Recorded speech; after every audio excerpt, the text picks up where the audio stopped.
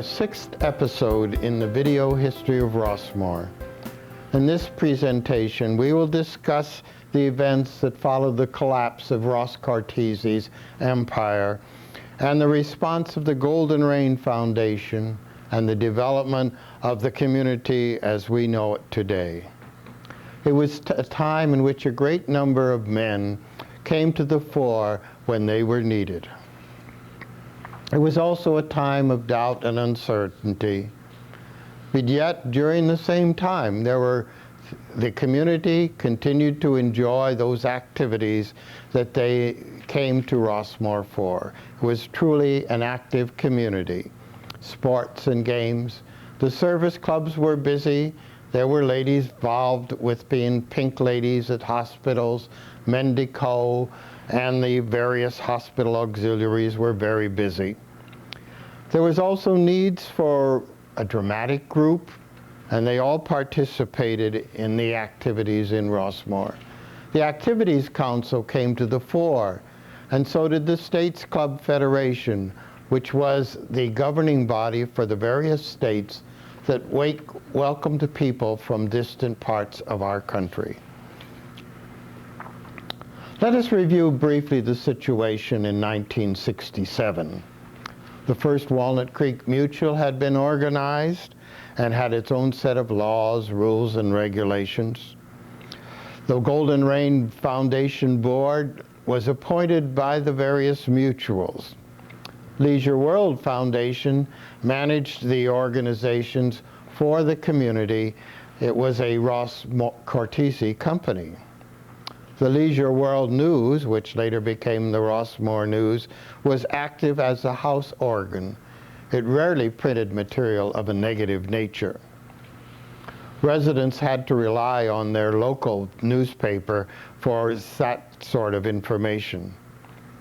It was at this time that rumors began to spread that Ross Cortese was having financial troubles. He seemed to be overextended. His various operations around the country were not moving as fast as he had hoped. The nation's economy was on an upspring, and prices were rising, and interest rates were growing. There were annoying things as well. The bus service to Walnut Creek was unsatisfactory. We transferred it to the county system, and later we were to take it over ourselves.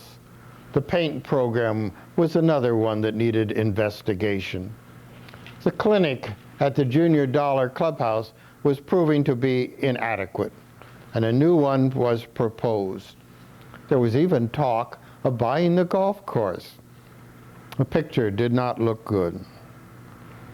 In September 14, 1967, Gordon Sherwood, the Leisure World administrator, reported in a delay in the development of Mutual 14. This project on Tice Creek Drive was still in the developmental stage, although some preliminary groundwork had begun. Alert Rossmoorians who studied the financial news realized that the unstable money market was hindering the organizations of loan.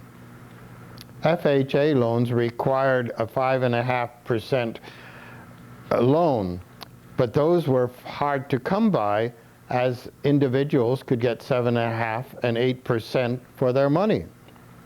United California Bank officials found that the remortgages were very difficult to obtain at the required rate.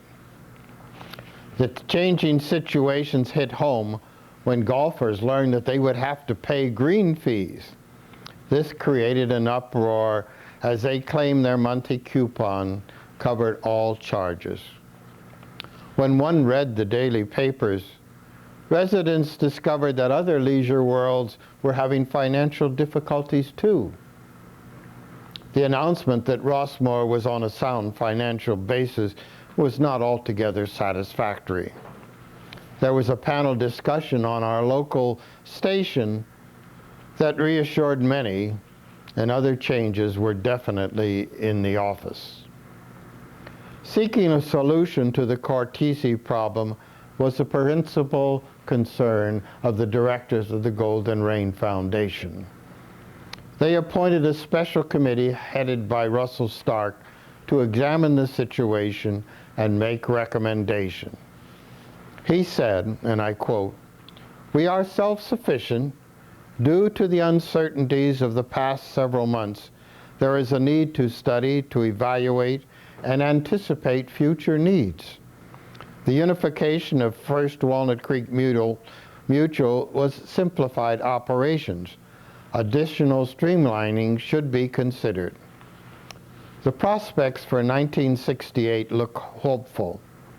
We need an in-depth study of fees and our medical programs," unquote. He concluded by saying that we are making progress and the board of directors were actively seeking solution. Golden Rain Foundation, after much discussion, decided that they would sponsor the development of Mutual 14. Russell Stark was appointed to head a special contract committee, and it made the following recommendations. Terminate the relationship with the Leisure World Foundation, that's the administrative group. Activate the Mutual 14, establish a resale office, and finance new contracts for the management of the mutuals and Golden Rain, and negotiate the purchase of the golf course and its maintenance equipment. Execute the transfer of Clubhouse 4, that's Hillside, to the Golden Rain Foundation, and solidify our relationship with the federal housing administrations. These recommendations became the guiding force for the next few years of Rossmoor. The Rossmoor Residents Association, now under the leadership of Harvey Bechtel, expressed their concern about items contrary to the assurances given at the time of purchase of our units. Certain adjustments were certainly necessary, and we, the Rossmoor Residents Association, was advocating that every precaution be taken to protect our rights. To this end, the Golden Rain Foundation hired a new construction company to build the units. The Alona Ray Company, made up of former Cortese men, were hired. Gordon Sherwood formed his own company and was hired to take over the management services for Rossmoor on January the 1st, 1968. Sherwood was happy to report that on January 1st, revenue for 1967 reached a new high of $1.173 million. New membership cards were authorized and special guest cards were issued to visitors. The sale of Mutual 14 reached 90% and construction could begin. Mutual 10, about this time, after having been in existence for a year, elected its own director. It looked like Rossmoor would surmount the Cortese collapse. Of more mundane matters, the fire chief warned residents to keep carports clear of flammable materials. He recommended that cars head into the carports. Cars were not to back into carports. Groundbreaking ceremonies were initiated for the post office and St. Anne's Church in May, and Clubhouse 4 was officially opened. The Bowling Greens also welcomed their first players. On the political front, the Ways and Means Committee recommended that Golden Rain Foundation control the golf course and that a golf advisory committee be formed. Golden Rain Foundation should also control the lawn bowling greens and the stables, which were still Cortese's property. On May 18th, the First Walnut Creek Mutual had its annual meeting and Norman Sorensen was elected president. Rossmoor Residents Association petitioned the Golden Rain Board for the right to attend the meetings. Golden Rain Foundation began negotiating for the purchase of the remaining assets of the Rossmoor Corporation in Walnut Creek. In the Golden Rain News, the first monthly summary of Golden Rain Foundation board meetings appeared, and this was to continue for many years to come. The directors worked with lawyers and bankers and builders to breathe new life into the Rossmoor, as it was now called. The result was several. Terra California took over construction, and new agreements were worked out. Terra California was planning to buy the Ross Cortese Walnut Creek property. This was the east side. William Irish, formerly of the Rossmoor Corporation, and Richard Adams, a partner in the law firm who handled Golden Rain Foundation's legal aspects, were its principal officers. Then it was announced that California had purchased all of the 1,400 acres on the east side for $17 million, subject to approval and agreement of the Golden Rain Foundation. The residents learned that it allowed Terra to build condominiums as well as cooperatives. The agreement left several items undecided, which will lead to controversies later. By mid-year, there were 5,000 residents in 2,900 manors. Work was progressing on the post office and the church, and construction began on Mutual 14, and shares in Mutual 16 were up for sale. Golden Rain also decided to sponsor Mutual 17. Another forward-looking step was future plans for a new medical center. A fee schedule was developed for the private use of the clubhouses. On the negative side, a suit was brought by several residents against the Golden Rain Foundation for the charging of fees for the golf course, the lawn bowling greens, and the stables. Golden Rain Foundation reciprocated to this in a statement that was published in the Rossmoor News. The court case was to drag on for several years. In September, Rossmoor Leisure World became Rossmoor Walnut Creek. The sale of Mutual 16 units began, and the next month the Golden Rain Foundation planned to sponsor mutual aid if certain legal difficulties could be cleared. This was to be the last of the co-op mutuals. The Golden Rain budget reached $4 million.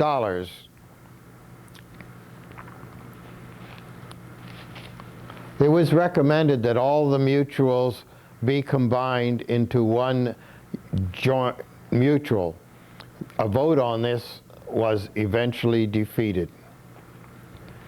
The Golden Rain Foundation decided to examine the trust agreement between it and First Walnut Creek Mutual to consider possible changes. Some directors felt that there ought to be a distinction between the Golden Rain Foundation board and the mutual boards. Currently, they had both been operating as one unit. Then it was a growing desire to separate these two organizations so that they could handle their own work in a more proper manner. I ought to say something about the bylaws at this time. The foundation and each mutual was incorporated.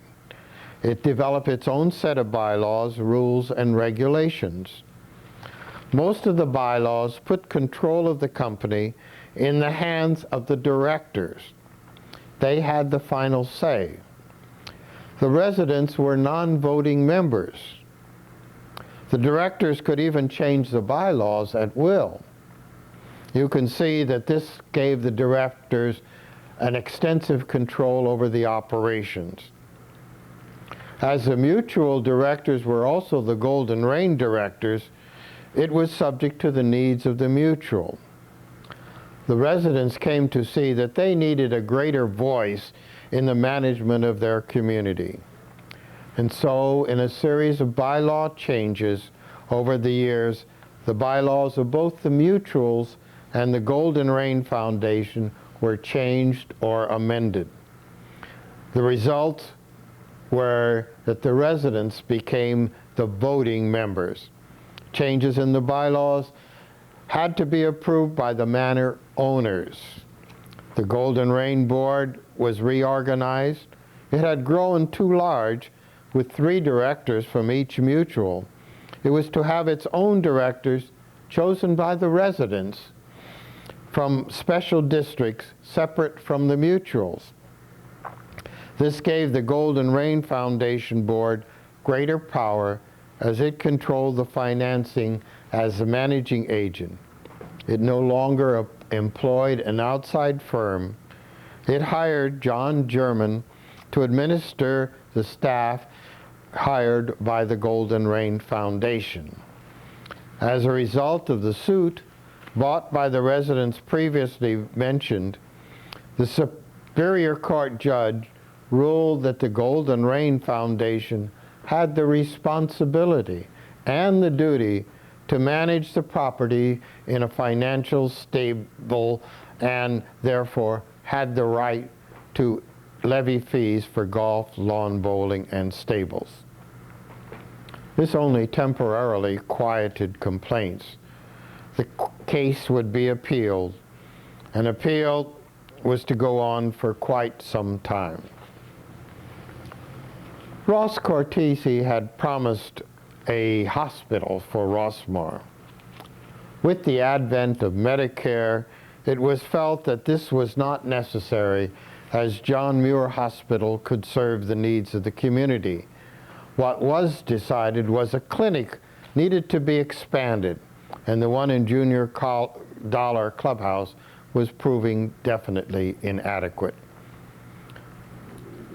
Golden Rain bought 10 acres across from the post office with funds supplied by the mutual. The cost was repaid in 3 years. With plans for the Rossmoor Medical Center complete by mid-year, the Golden Rain Foundation decided to sell the unneeded 5.6 acres for $250,000. A convalescent hospital would be built on the land. It was to become the Rossmoor Manor. With the funds, the Golden Rain could begin construction of the clinic. The mutuals advanced some additional funds, and the construction contract was signed on October the 2nd. While these serious matters of finance and government were proceeding, most residents continued to enjoy living in the active adult style promised by Cortese. The Activities Council was busy with many social and educational activities. There was Activities Day, flea market, and the Fall Bazaar, and special events they sponsored, such as the opening of Clubhouse 4, which we know today as Hillside. The States Club Federation was formed to coordinate the activities of the 34 various state clubs which had been developed. They initiated the Court of the Flags and All States Day. There was art festivals, Creative Arts Day, horseman jamborees, and sportsmen's outings. New clubs were formed for specific needs. The Trails Club was quite active, the Philippine Club, the Choral Society, and the Fun Day continued to be popular. Educational classes were sponsored by the joint effort of the Recreation Department and the Acalanes Adult School. And there were plenty of card players, all busy active in various card games. Tours and excursions were popular. Terra California continued to develop projects on the west side. New areas were developed on Skycrest, Upper Tice Creek Dive, Ptarmigan, and Avenida Sevilla. Most of the new construction were condominium. Mutual Aid, the last cooperative, it was built at the beginning of Skycrest. Condominiums were mainly in projects 20 through 30. Terra California's plan for the development of East Side promised 2,000 units. This figure would prove hard to achieve. The golf course continued to be a problem. Golfers wanted improvements in the course, more trees, solid golf paths, a better sprinkling system. Terra California was not prepared to make improvements at this time. They said that any improvements made by the residents or Golden Rain Foundation to the course would become the property of Terra California. Golden Rain Foundation gave serious thought to purchasing the golf course. And where to get the necessary money was the problem. At the annual meeting of the Golden Rain Foundation Board in May, President Norman Sorensen discussed not only the problem with Terra California, but also with those with the Rossmoor Corporation and the mutuals and the mortgage owners. The problems were so interwoven that some serious work needed to be done. Tax relief had finally come to the cooperative mutuals, and this was not the time to relax, of course, because the county assessor then reevaluated the property and rose its value from $58 million to $72 million. And this would amount to a coupon increase of $2.42 per manor per month for taxes. Through the concerted effort of the administrator John German, the figure was reduced to $68 million. The 1973 coupon did have to go up to $69.06 per month. That was not all. The new residents buying into Rossmoor would have to pay $1,460 as a membership fee. The Golden Rain earmarked $300 of this for capital fund. 1973 began with the revision of the bylaws of First Walnut Creek Mutual so that it and Second Walnut Creek Mutual could merge when the agreement was arrived. This also allowed residents to hold proxy for one other manor. All other proxies would be held by the directors. This would make unification easier as it would allow them to vote absentees. We will see in a later episode another use for proxies. Mutual 2, which had become Second Walnut Creek Mutual, gathered in mutuals 10 through 17 to form the new Second Walnut Creek Mutual. A new management agreement with the Golden Rain Foundation redefined the obligations and the responsibilities of all parties. Third Walnut Creek Mutual was also formed at this time for the condominium owners. It was hoped that it would replace the ACM, the Association of Condominium Mutuals, which was similar to the joint mutual boards. Town hall meetings were held regularly to explain the proposal. The annual meeting in May saw the replacement of David Van Sickle with Russell Stark. In his review of his year as president, David Van Sickle reported that several directors had been meeting with UCB representative, that's the United California Bank, and those of the Rossmoor Corporation, Terra California, and the mortgage owners in Southern California seeking solution to the ongoing problems. The talks would continue under Russell Stark. They concerned various suits and countersuits among the mutuals, Mutual 10, the Rossmoor Corporation, First Walnut Creek Mutual, Terra California, and the Golden Rain Foundation.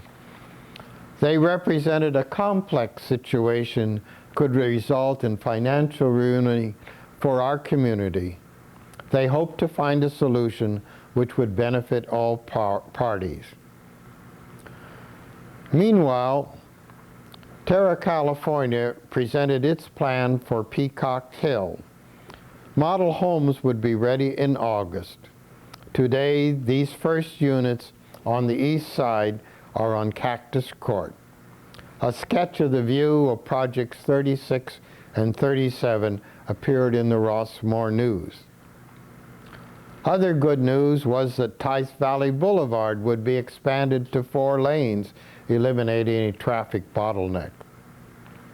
Then in October came the big news. Most of the legal and financial problems that had plagued the community since 1967 were resolved. The salient points are worth noting as they gave us the resources to where we are today. And I'd like to point them out to you very carefully. Terra California, to convey the golf course, Junior Dollar, and the maintenance buildings for $1.9 million. Terra California to waive interest on the $500,000 owed by the Golden Rain Foundation. Terra California to lease, with option, 52 acres for a 9-hole golf course at $17,000 an acre. Terra California reserve 5 acres for a 5th clubhouse at $17,000 an acre. Golden Rain Foundation to increase membership fee to $1,760 and reserve $600 for special needs. Golden Rain to increase facilities fee to $1,300.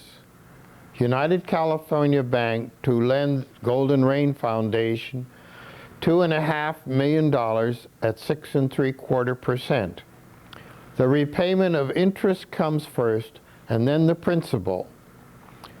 The United California Bank to add to the fund when the debt was reduced to $2 million. The cost to be borne by new resident membership fee, not by the existing resident. All major suits are to be withdrawn. You can see from this that it offered a number of opportunities, and over the years the loans were paid off and a reserve was established. The Del Valle Clubhouse became the last item on the list to be resolved. There's a sad note we end the 1973 year, and there would be no Christmas decoration contest. The nationwide power shortage affected Rossmoor as well. The 1974 budget called for a line item entitled Future Benefits, $3.01 a month. The First Walnut Creek Mutual objected to this item. It instructed the deputy administrator to withhold $5,652.78 and not transfer it to the Golden Rain Foundation. The First Walnut Creek Mutual directors stated that the occupancy and the trust agreements did not permit unidentified assessments. There was a discussion among the Golden Rain Foundation directors and the mutual directors to try to identify the fund. It was decided to recall it for capital improvements, and then First Walnut Creek Mutual released the monies. Terra California announced plans for a Rossmoor village on the east side, surrounded by part of the golf course. This called for 2 7-story buildings and a community dining room. The reaction of the residents, some were favorable and some were unfavorable. Some liked the dining room but were opposed to the 7-story buildings. The plans were promising, but the Walnut Creek Planning Commission would not accept the plans. The plans were changed to what we have today. The pond replaced the village square. In March, John German announced his retirement as administrator. He was replaced by Wayne Davis, the Director of Business Operations. In May, Russell Stark was honored for his 7 years of service to the community. The plaque named him a leader among leaders. In June, the first East Side residents moved into their unit on Cactus Court. And Frank Papp, if you remember, he was the first resident to move into Rossmoor in 1964, was there to greet Betty and Harold Cox. We were beginning to build on the east side. The new residents were coming in. Ground was broken on the new 9-hole golf course addition in July of that year. In August, the News published a map of the Rossmoor mutuals. It was easy to see that the growth had occurred over our first 10 years. On the 28th, we were introduced to an organizational chart for Rossmoor. It is worth studying. On September 25th, the 10th anniversary party was held in the Court of Flags as part of the Full Life Fair. A special reception was held for the 300 remaining first-year residents. A cake with 3 tiers with a globe on top appeared for them to share. The medical center participated in the anniversary fair. Over 75 Rossmoor organizations helped to celebrate our 10th anniversary. We will end this episode of our video history with some additional pictures of the celebration. In our next program, we will carry the story of Rossmoor into the 1980s. Here we will meet new movers, shakers, and leaders. Until we meet again, this is John Nutley saying thanks for watching.